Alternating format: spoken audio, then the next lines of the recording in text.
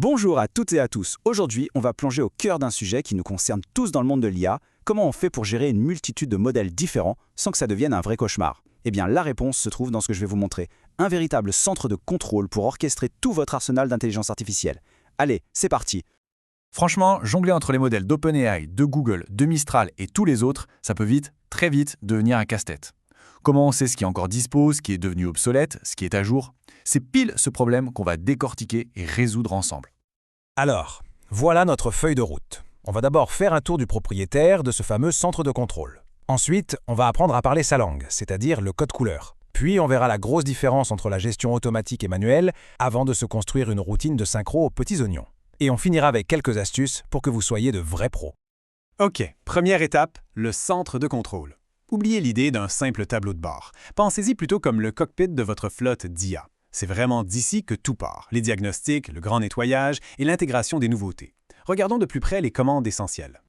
Voilà le bouton principal, celui par qui tout commence. Un seul petit clic ici, et vous lancez un immense inventage de tout votre univers IA. Le système va aller toquer à la porte de toutes les API connectées pour dessiner une carte super précise de ce qui est réellement disponible. C'est vraiment l'étape numéro 1 pour y voir plus clair. Bon, avoir une carte, c'est bien. Savoir la lire, c'est encore mieux. C'est exactement le rôle de ce panneau de statistiques. Il ne vous balance pas juste des chiffres, il vous raconte une histoire. Est-ce que j'ai beaucoup de modèles à mettre à jour? Est-ce qu'il y a des nouveautés sympas à aller chercher? C'est en quelque sorte votre bilan de santé stratégique, visible en un clin d'œil. Un bon pilote, ça garde son cockpit propre et bien rangé. Eh bien, cet outil, c'est votre meilleur ami pour ça. Il va scanner votre base de données et chercher ce que j'appelle les fantômes. Ces modèles que vous croyez avoir, mais qui en réalité ne sont plus du tout supportés par les fournisseurs. Un clic et hop, on fait le ménage pour éviter les erreurs. Et évidemment, qui dit ménage dit aussi place pour les nouveautés. Ce bouton, il fait tout l'inverse. Il part à la chasse aux pépites, au tout dernier modèle que les fournisseurs viennent de sortir. C'est votre raccourci pour innover sans effort. Fini la veille manuelle, les opportunités viennent directement à vous. Et là, attention, c'est peut-être le concept le plus important de toute l'interface. Il faut bien voir qu'on a deux mondes bien distincts. D'un côté, on a l'autoroute de l'automatisation avec les fournisseurs qui ont une API. Et de l'autre, on a la gestion un peu plus artisanale pour les modèles manuels. Comprendre cette différence, c'est vraiment la clé pour tout maîtriser. Alors pour naviguer dans toute cette information, pas besoin de se taper des rapports de 50 pages. L'interface vous parle directement avec un langage ultra simple. Les couleurs. Chaque couleur, c'est une info, une action à faire. Apprenons ensemble à les décoder. En fait, c'est super simple. Vous voyez du vert? Parfait. Tout va bien, le modèle est prêt. Vous voyez de l'orange? Attention, petite alerte, ce modèle est en train de devenir obsolète, il va falloir agir. Le jaune, lui, c'est juste un pense-bête. Celui-là, c'est toi qui le gères à la main. Et enfin, le bleu, le bleu, c'est la bonne nouvelle. C'est une opportunité, un nouveau modèle qui vient d'apparaître sur votre radar. C'est un langage visuel qui vous pousse à agir et c'est ça qui est génial. Ok, revenons sur cette fameuse idée des deux mondes, l'automatique et le manuel. Parce que bien comprendre comment on agit dans chaque cas, c'est essentiel pour vraiment tirer toute la puissance de cet outil. Voyons ça en pratique.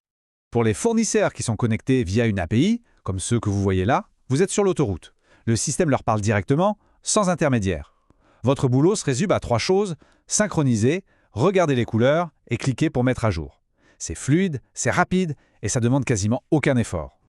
Maintenant, pour les modèles manuels, on quitte l'autoroute et on entre dans un atelier de précision. Le processus reste super simple, mais il y a une règle d'or. Une seule, le nom du modèle que vous tapez doit être exactement celui qui est attendu. Pas une majuscule en trop, pas un tiret en moins, c'est le petit détail qui change tout. Une fois que vous avez le bon nom, le reste, c'est un jeu d'enfant. Parfait. Maintenant qu'on a toutes les pièces du puzzle en main, il est temps de les assembler. Je vais vous proposer une petite routine tout simple, mais hyper efficace pour que votre base de modèles soit toujours parfaitement à jour. Pensez à ça comme une petite routine de santé pour vos IA. Étape 1, on appuie sur le gros bouton « Synchroniser tout » pour avoir une photo claire de la situation. Étape 2, on analyse, on laisse les couleurs nous guider vers les nouveautés en bleu et les modèles à risque en orange. Étape 3, on passe à l'action. On nettoie l'ancien, on accueille le nouveau.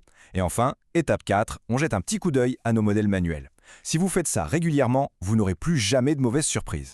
Allez, pour finir, on va aller un peu plus loin que les simples fonctionnalités. Je vais vous partager quelques conseils et bonnes pratiques, une sorte de checklist pour vous aider à passer de simple utilisateur à véritable expert, et surtout pour éviter les pièges classiques. Pour que tout se passe bien, il y a quelques règles d'or. Prenez l'habitude de synchroniser régulièrement, une fois par semaine, c'est un bon rythme. Et surtout, attention aux erreurs courantes.